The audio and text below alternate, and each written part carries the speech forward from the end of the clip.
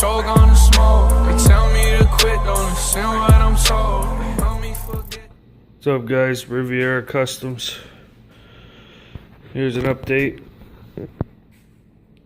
So, in the last video, I was telling you how I had to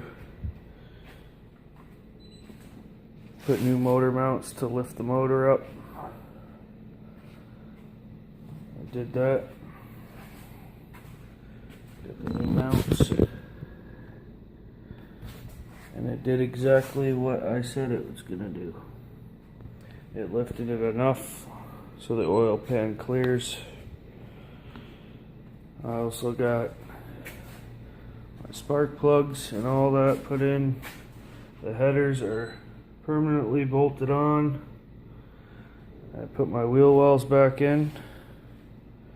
My bottles. I got my rad fans in with the relay, and that's all wired up. Basically, I gotta get a battery, but got my relay and my inline fuse. So the black wire here will go to the positive, white wire here will go to the switch inside the car, and then back to the battery. Now in the other video I said I didn't about the T for the top of that. Well, I was wrong. And by the way, this is bolted and has its gaskets as well. It's been really slow around here. I haven't really been out here. In my city, it's been really hot. 90s, the lowest was 80s, but mostly 90s and above 100 degrees outside. So I don't have AC in here. I used to. It doesn't really work that well, so I don't bother using the hydro. So I come out here on the cool days and at night and do what I can. So now I figured out the rest of this, and by the way, I spun this all around so that this is on this side instead of on that side. So I need a remote thermostat. And how this works, it mounts right there. It's basically a block with two of those fittings underneath it, which braided hoses go from that to the bottom block. Put your thermostat in, you got your top block goes on, and then a top plate cover with a spout off of it for the rad hose to go to. And obviously the bottom rad hose I'm using, this is a rad ordered for a Buick Regal, and that is an upper rad hose for an LS out of an LS truck. So, and I don't know what this hose came from. I had it sitting around. It's probably for, it looks like it would go to a small block Chevy, because that's where the thermostat would be, on the small block Chevy. So I think that's a small block Chevy upper rad hose, if you guys are wondering. But yeah, that's how that works. And all that is an additional $600 for me. So I gotta buy all that stuff to put a remote thermostat together. And then that's that. So I got also plumbed this up to my map sensor. I got, and all this wiring. Not many people have videos on this wiring to hook up electric fans and all that. So basically it's a five prong relay. I chose to go with a waterproof because it's in the engine bay, you never know. So I decided to go with waterproof. So according to my research and whatnot, you don't use the red wire, but you run your yellow wire down to the power of the fans. Bridge the fans together to one wire, which would be the yellow. Your ground, I took a nice thick wire and ran it over there as a ground on the frame. And then you got your black wire, which will go right to the power on your battery. And you got your blue wire that runs to an inline fuse and then to the negative on the battery. Then your white wire off of it will run to a switch or a key on ignition. I'm going with a switch, and then from the switch back to the battery, which would be white wire goes to, I'm just looking at my diagram over there. Yeah, it goes to the switch and back to the switch to the negative with the white. So that's how that all works, and I'm going to do the same thing here. Red wire from the water pump is going to go right to the positive, and then the ground will go to a switch, and then from a switch back to another inline fuse, I'll be wiring in a relay for this also, and this is a 40 amp, which I'm going to be using another 40 amp for this. So basically I'm going to wire up the water pump the same as I wired the fans up with a relay, and so on. Just make sure you also have an inline fuse, extra protection. So that's where I'm at right now. I haven't ordered the plate here, so I just have the rad zip tied. Like I said, I got my wheel wells in, so I ran all my wiring.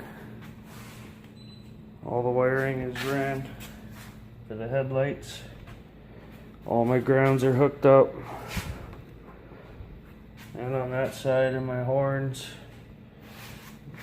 my washer fluid bottle, which I'm actually, afterwards, I just want to get this thing running. I said that enough.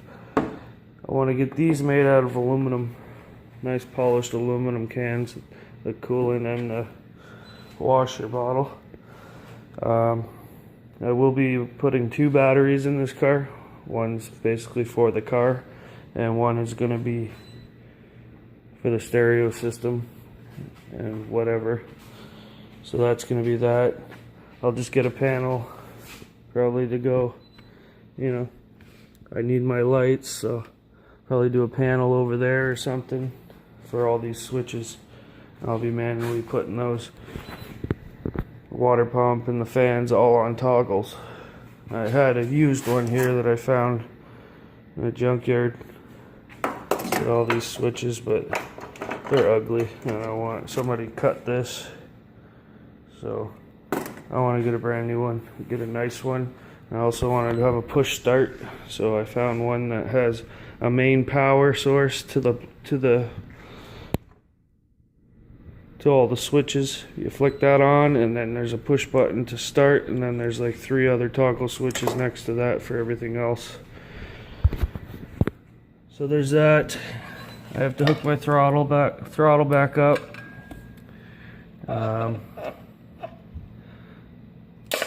My drive-by wire there. So basically we're all there. Everything's hooked up, motor's mounted. It's basically just this wiring, and I gotta wait for all this stuff to come in so I can hook the water pump up. And yeah, it's not cheap, but it moves slow when you're buying expensive parts. For this, I'm gonna do AN fittings, braided line, so that this comes out on this side.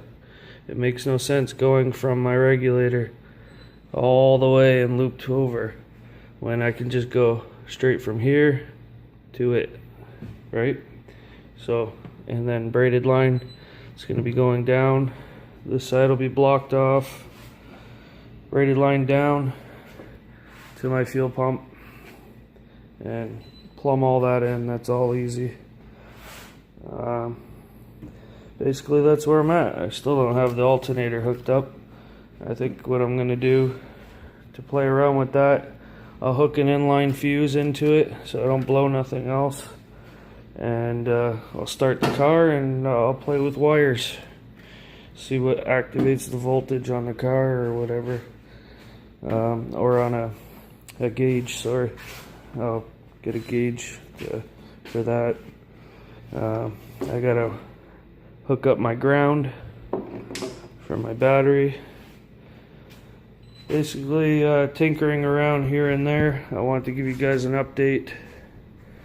It's been a while coming along. As soon as all this is done, maybe by the next time I make a video, hopefully, I will be firing it up. So, thanks for watching. Thanks for all the subs and likes. It's moving pretty quick. The subscriptions, they're getting up there. Let's keep going. If it was pretty big, I'd be moving a lot faster, you know. Got all these other guys that are big on YouTube. They get all this extra money besides your paycheck. They get all this extra money from YouTube and they can just order whatever they want, you know. But I'm balancing out my paycheck to pay bills, work on my house, and do a car all in the same time. So it's not that easy. So as soon as I get up there, probably be done by the time the YouTube channel blows up, but it is what it is. Thanks to everybody who did subscribe. If you do like my videos, or if you want to see something explained, I will make a personal video. I really don't mind if you have any questions. This is my first time, but obviously I'm doing it, and if you're in that process or at that step in your LS swap and there's something you want to know, leave a comment and I will personally make a video just for you on how to do it. I will do that, so don't be afraid to ask. Everybody, thanks for watching. I appreciate it. Until next time. Man, I just wanna go flex. Gold on my teeth and on my neck. And I'm stone cold with the flex with my squad and I'm smoking up a check.